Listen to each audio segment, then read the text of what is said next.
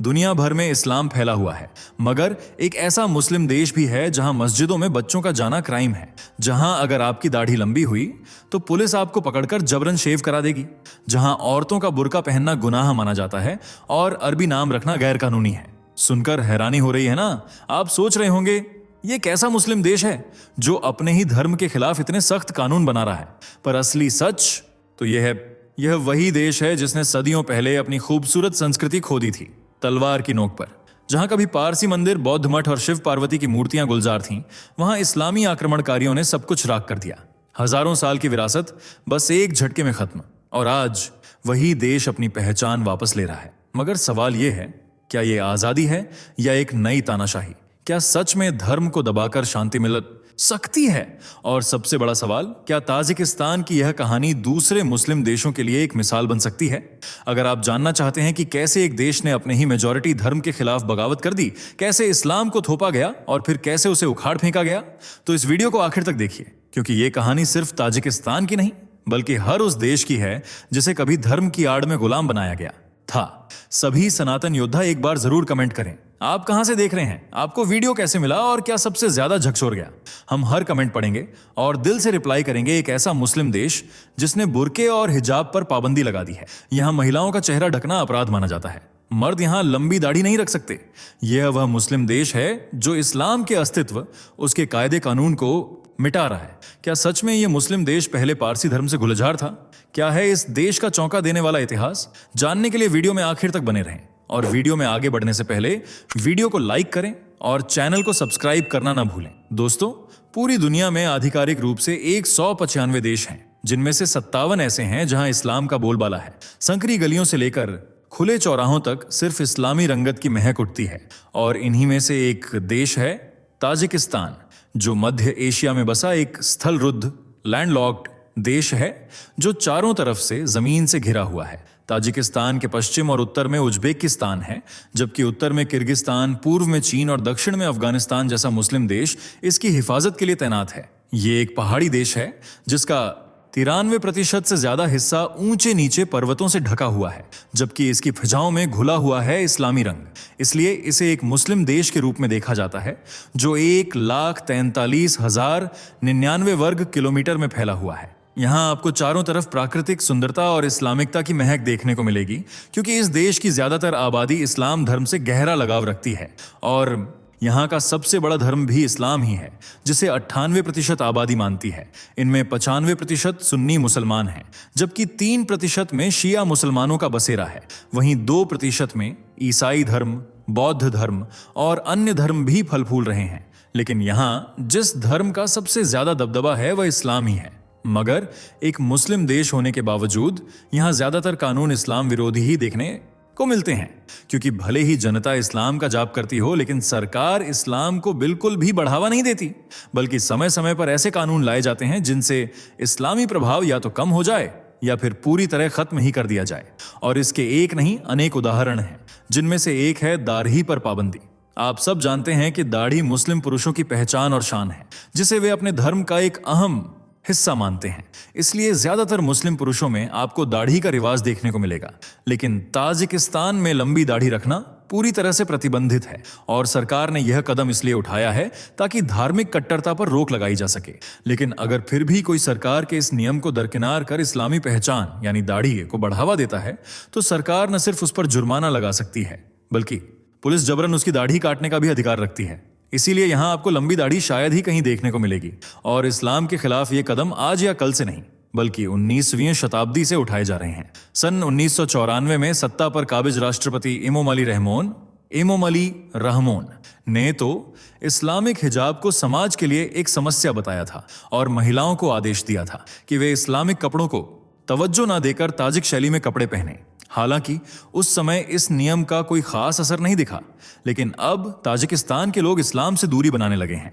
आज ज्यादातर मुस्लिम महिलाएं इस्लाम धर्म से ज्यादा ताजिकिस्तान की संस्कृति को बढ़ावा देती हैं और ताजिक कपड़े पहनना पसंद करती हैं, जो काफी खूबसूरत भी होते हैं। ताजिक महिलाओं के पारंपरिक कपड़े आमतौर पर रंग बिरंगे कढ़ाईदार पूरी बाजू के कुर्ते होते हैं, जिन्हें ढीले पायजामे के साथ पहना जाता है। सरकार इसी तरह की पारंपरिक ट्रेडिशनल ड्रेसेस को ही बढ़ावा देना चाहती है और विदेशी इस्लामी प्रभावों को खत्म करना चाहती है। जी हाँ, 98% की हिस्सेदारी रखने वाला इस्लाम ताजिकिस्तान का मूल धर्म नहीं है, बल्कि ताकत और तलवार की नोक पर इस देश में कदम रखने वाला धर्म है, जिसने ताजिक संस्कृति और पुराने धर्मों को पूरी तरह से नष्ट कर दिया। और इस सब की शुरुआत हुई 7वीं शताब्दी से। उससे पहले ताजिकिस्तान में लोक धर्म, पारसी धर्म, नेस्टोरियन ईसाई धर्म और बौद्ध धर्म का डंका बजता था। ताजिक लोगों के पूर्वज प्रकृति और प्राकृतिक घटनाओं, चील और बाज की पूजा करते थे, जिनका आज भी ताजिकों के दिल में खास महत्व है। इनके पूर्वजों द्वारा पूजे जाने वाले पशु को कुलदेवता के नाम से जाना जाता था, जो हिंदू धर्म के देवी देवताओं के कॉन्सेप्ट को जाहिर करता है। उस समय ताजिकिस्तान अनेक धर्मों की महक से गुलजार था, लेकिन फिर यहां मुसलमानों ने अपने कदम जमाने शुरू कर दिए। 7वीं शताब्दी के दौरान अरब के लुटेरे ताजिकिस्तान की तरफ रुख करने लगे। जब उन्होंने देखा कि इस देश में बौद्ध मठ, बुद्धिस्ट मॉनेस्ट्री और छोटे बड़े मंदिर स्थापित हैं, तो उन्होंने इन्हें तोड़ना शुरू कर दिया। ज़ोरोएस्ट्रियंस के अग्नि मंदिरों को मिट्टी में दफना दिया गया। कई भगवानों की मूर्तियां नष्ट कर दी गईं, और इसका जीता जागता सबूत है पैजिकन मस्जिद के नीचे दफन हजारों साल पुरानी भगवान शिव और मां पार्वती की मूर्ति। इसके अलावा पामीर इलाके में, खास तौर से इश्का शिम्सकी जिले में, एक पुराना पारसी मंदिर भी मौजूद है। इतना ही नहीं, पंजाकंड खंडहर में पारसी धर्म से संबंधित कई ठोस सबूत मिले हैं।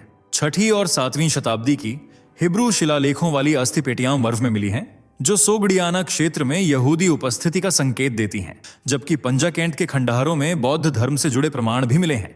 इस तरह दर्जनों ऐसे सबूत मौजूद हैं जो चीख चीख कर बताते हैं कि अरब लुटेरों ने इस्लाम को स्थापित करने के लिए कितने धर्मों और उनके ऐतिहासिक अवशेषों को मिट्टी में दफना दिया था। और बदलते वक्त के साथ यहाँ कई मुस्लिम साम्राज्यों ने अपना झंडा फहराया, जैसे 8वीं शताब्दी में उमैयद और अब्बासिद खलीफा, फिर 819 से 999 ईस्वी के बीच समानी साम्राज्य, उसके बाद 999 ईस्वी के बाद कारा खानीद, इसके बाद गजनवी, सेल्जुक तुर्क, ख्वारिज्मी शाह और फिर मंगोल साम्राज्य।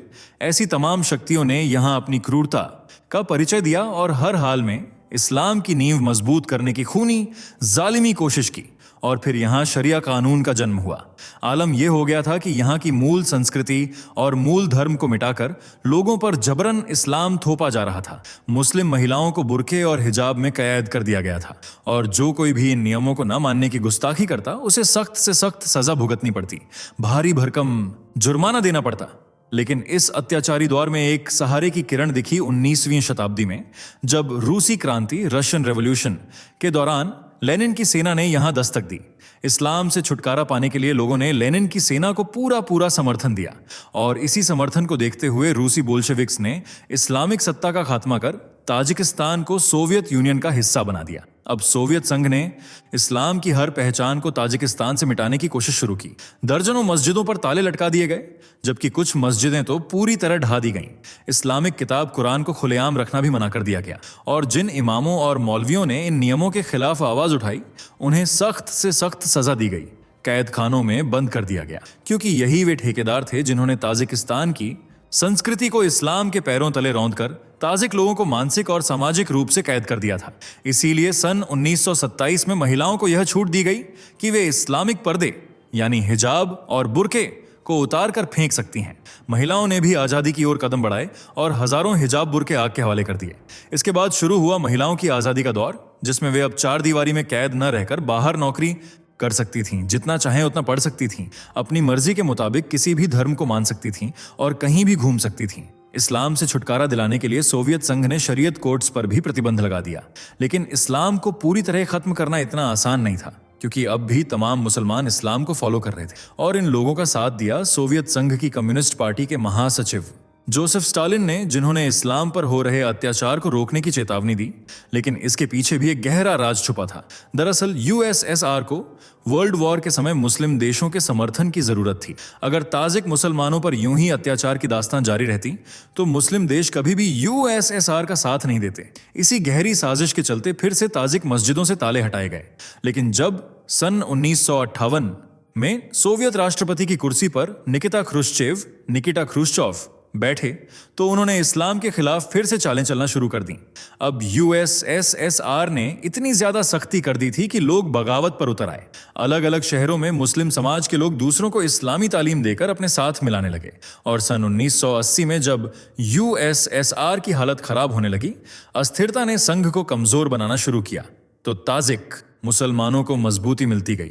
आखिरकार सन 1990 में ताजिकिस्तान यूएसएसआर के चंगुल से आजाद हो गया। लेकिन लड़ाई और दंगों की आग नहीं बुझी, बल्कि जातीय हिंसा और धार्मिकता की चिंगारी ने पूरे देश को गृह युद्ध के दलदल में धकेल दिया।